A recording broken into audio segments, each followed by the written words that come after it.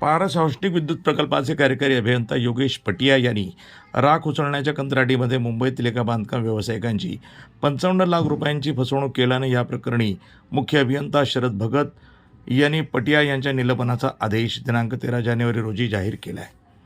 बाळापूर येथील फजलुर रहमान गुलाब नबी अन्सारी आणि कार्यकारी अभियंता योगेश पटिया या दोन व्यक्तींनी राख उचलण्याच्या कंत्राटीमध्ये आर्थिक फसवणूक केल्याची तक्रार पनवेल जिल्हा रायगड येथील तुकाराम ओकरडा दुधे वय 48 यांनी पनवेल पोलीस स्टेशनला तक्रार दाखल केली होती। फजल अन्सारी यानं त्यांचा messrs Sai ash and pond transporting कंपनीला महाजनको पारस या औष्णिक ऊर्जा प्रकल्पातून राख उचलण्याचं कंत्राट मिळाल्याचं सांगत फिर्यादी तुकाराम दुधे यांना भागीदार केलं होतं।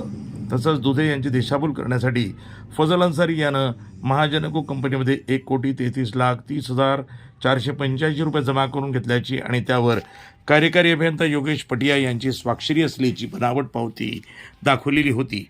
ही बाब दुधे यांनी तक्रारीत नमूद केली होती। त्या अनुषंगानं पनवेल पोलीस स्टेशनमध्ये आरोपी फजल अन्सारी यांना अटक झाली असून कार्यकारी अभियंता पटिया हे अद्यापही फरार आहेत। प्रतिनिधी अमोल जामोले, NTV न्यूज मराठी, बाळापूर।